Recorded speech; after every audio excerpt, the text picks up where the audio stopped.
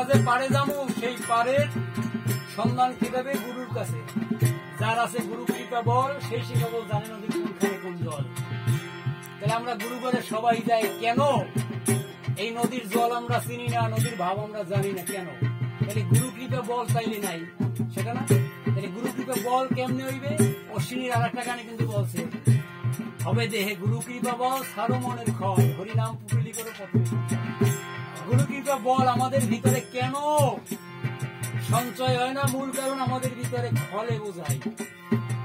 আমরা ধর্ম শুধু আবরণে, আড়ম্বরে, আমরা মূলত ধর্ম কি সেটাই বুঝি, সেই ধর্মটা কি সেটাই করি।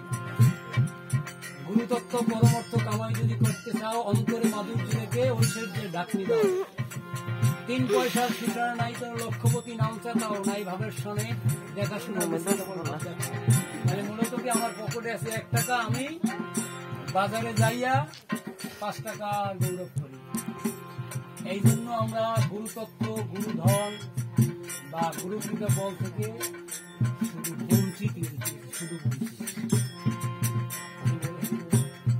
গুরু কৃপা বল যদি থাকতে তাইলে আমরা নদী কোনখানে কোন জল, নদীর ভাব কি আর সব এই করিটা বিফলে যাইত না, আর পাপ কর্ম আমরা অতটা হইত না। ওরে দয়া